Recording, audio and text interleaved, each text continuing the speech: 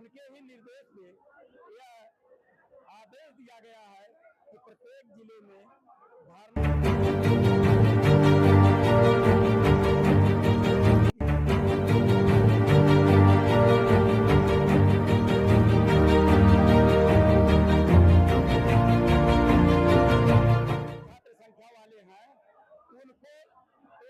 किसी बगल के विद्यालय में सम्मिलित कर दिया जाए।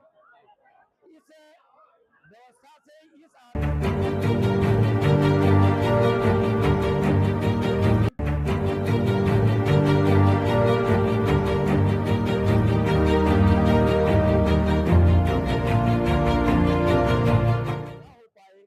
और एक तरफ विद्यालय सम्मिलित करके उनको भी वंचित किया जा रहा है और विद्यालय खोलकर जो अब मास्टर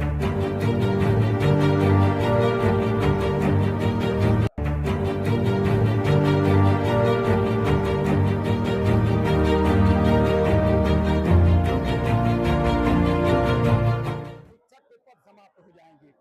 आप लोगों के माध्यम से मैं ये बताना चाहता हूँ, सरकार सबको बताएगी यही कहते कि अरे ये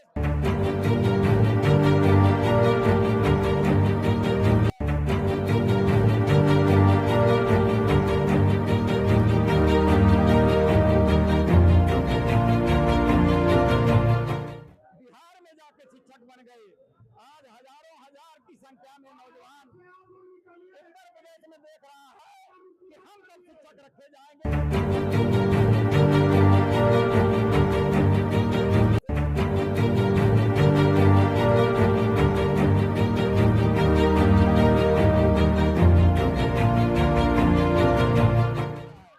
बच्चों के सामने भी अधूरा है।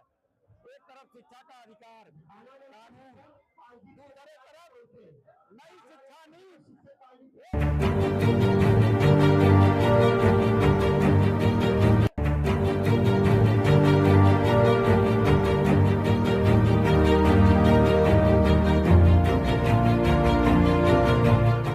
मांग करना चाह रहा हूँ इस आंदोलन के हिसाब से कि सरकार सोचे कि एक सरकार जिसने गरीबों के लिए विद्यालय खोला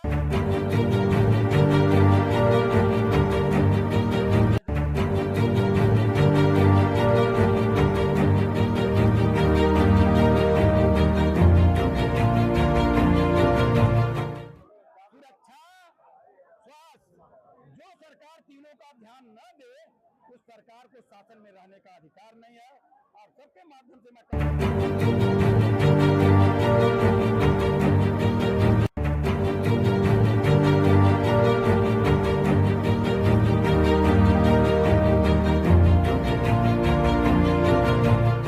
माननीय मुख्यमंत्री को ज्ञापन दिया हूं कि आपको जरूर सोचें और जनता शिक्षक की आवाज को सोच के जो आपने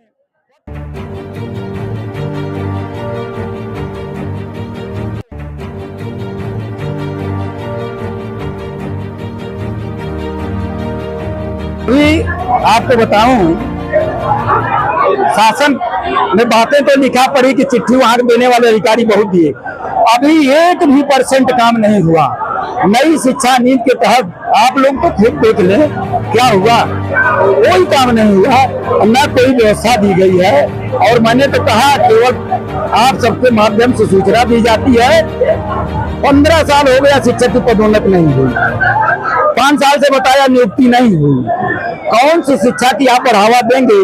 और जब आपने नई शिक्षा नीति लागू किया है तो कहा है, पेपर के माध्यम से मैंने सुना LKG, UKG सब रखेंगे। कहाँ से रखेंगे भाई? आप शिक्षक को तो कुछ नहीं, कोई भी व्यक्ति नहीं निकाल रहे हैं रखने के लिए। कौन पढ़ाएगा बच्चों को? आपको यह भी बताएं, आप लोग जाएंगे कहीं देखेंगे जहाँ 300 बच्चे हैं तहाँ 3 शिक्षक, उसको कौन देखेगा? ये तो उनको देखना है।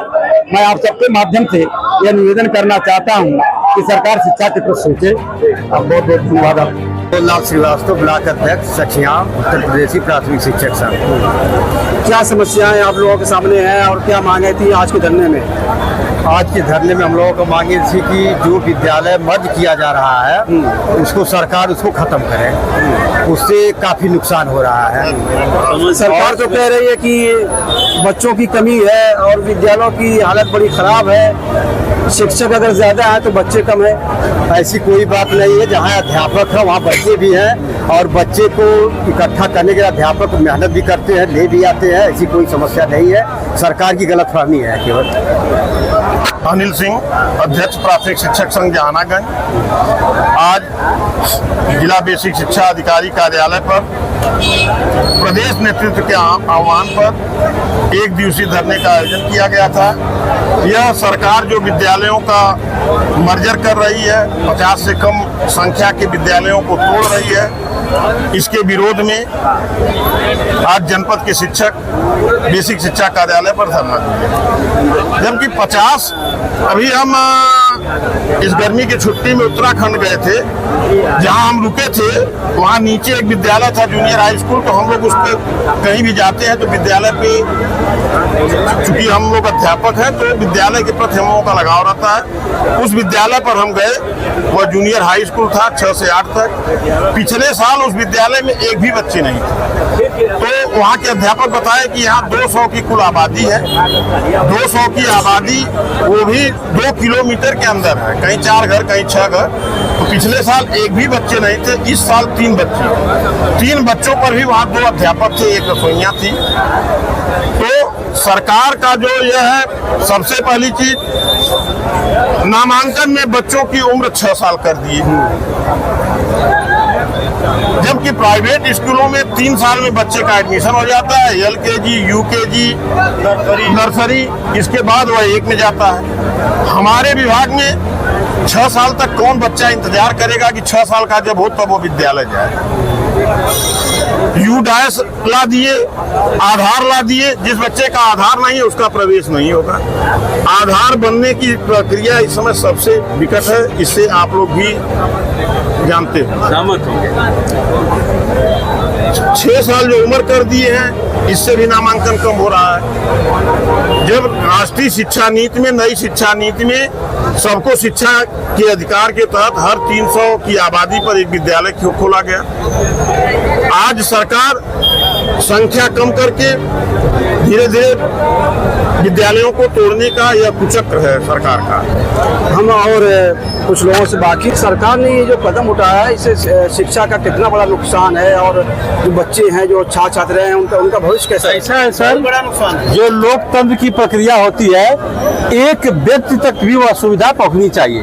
अगर व्यक्ति तानाशाह है तो वह सैकड़ों को भी नुकसान पहुंचा सकता है।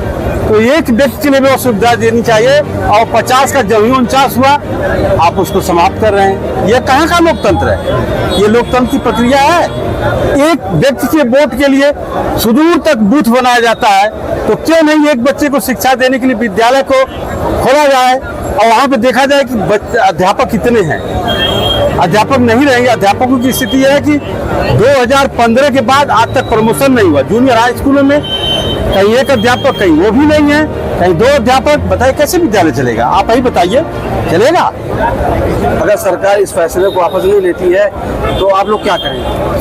सरकार इस फैसलों को वापस लेती है, हम लोग धन्यवाद करेंगे। इसके बाद कहेंगे वो प्रमोशन करे, अध्यापक दे, और जो अगल बगल कुकुरमुत्ते की तरह विद्यालय खुले हैं अवैध रूप से प्राइवेट, उनको बंद करे। देखिए अपने आप हमारे यहाँ नामांकन हो जाएगा और हमारे यहाँ तमाम बच्चे भर जाएंगे, हमारी बगिया हरी भरी हो जाएगी। मैं इसके लिए आप लोगों को धन्यवाद देना चाहता हूँ। देखिए, जो छात्र नामांकन के आधार पर जो है सरकार विद्यालयों को बंद करने का निर्णय ले रही है, यह कहाँ तक उचित है? क्या केवल विद्यालय में नामांकन शिक्षक की गुणवत्ता का आधार है? ये बताइए कि हम एक चाणक्य के शिष्य चंद्रगुप्त को जानते हैं, क्या अन्य शिष्यों को भी जानते हैं? तो जरूरी नहीं कि एक ही व्यक्ति इसका भाग्य विधाता बन सकता है। रही बात छात्र नामांकन कम होने की, सरकार एक नई नीति लेके आई कि 6 साल के पहले में एडमिशन नहीं ले सकते हैं। यह बताइए कि कौन सा ऐसा गार्जियन होगा जो 6 साल तक अपने बच्चे के लिए इंतजार करता होगा? माननीय मुख्यमंत्री जी के तो संतान नहीं है, उनका परिवार नहीं है, लेकिन उनके माननीय मंत्री हैं। क्या उनके बच्चे, क्या उनके पोते पोतियां, नाती चोटियां 6 साल की उम्र के बाद ही स्कूल जाते हैं? अगर उनके बच्चे 6 साल की उम्र की पहले स्कूल जाते हैं तो आम आदमी, गरीब, वंचित, शोषित वर्ग के बच्चे को भी अधिकार होना चाहिए कि उसके पहले स्कूल हो जाए। इसके लिए सरकार को चाहिए कि जो बाल बालिका की संकल्पना है 3 साल LKG, UKG और शिशु, उसको विद्यालयों से जोड़ा जाए। अपने आप विद्यालयों में छात्र संख्या बढ़ जाएगी। ये तमाम संतोष कुमार राय जी, प्राथमिक शिक्षक संघ ब्लॉक मंत्री पलनी का हूँ। सरकार द्वारा जी 50 से कम संख्या वाले स्कूलों को शेयरिंग कर रही बगल के स्कूलों में, उसके विरोध में प्राथमिक शिक्षक संघ की तरफ से विशाल धरना का आयोजन किया गया था। इस सरकार के इस काले कानून को हम लोग विरोध करते हैं, क्योंकि हमारे स्कूल में जो कमज़ोर वर्ग के बच्चे हैं वही आते हैं पढ़ने। अगर मर्जर हो जाएगा तो दूर के विद्यालय में कैसे पढ़ने जाएंगे, इसलिए शिक्षा से वंचित हो जाएंगे।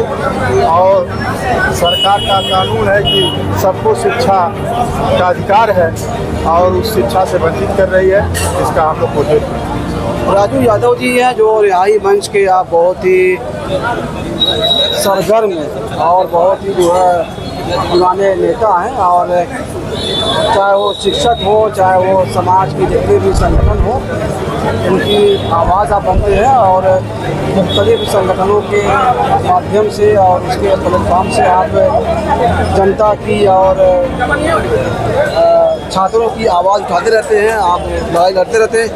राजीव जी, पहली बार हम देख रहे हैं कि उत्तर प्रदेश के इतिहास में कि आज शिक्षक जो है धरने पे है और विरोध प्रदर्शन कर रहे हैं और छात्रों के भविष्य को बचाने के लिए आंदोलन शुरू कर दिया। क्या कहना है? देखिए, ये शिक्षकों का सिर्फ धरना नहीं है, ये देश के अस्तित्व को बचाने का धरना है। अगर इस देश का जो निर्माण होता है वो बच्चों से होता है, जो बच्चों का वो भविष्य होता है वही देश का भविष्य होता है। तो आज जो योगी जी जिस तरीके से ये सिर्फ स्कूल नहीं बंद कर रहे हैं, ये बल्कि बच्चों के भविष्य को बुलडोज किया जा रहा है, रोदा जा रहा है। आप समझ सकते हैं कि जो शिक्षा का अधिकार का कानून है उसमें है कि 1 किलोमीटर तक के स्कूल होना चाहिए। आप जिस तरह से आप मर्जर कर रहे हैं उसमें कैसे बच्चा जाके पढ़ पाएगा?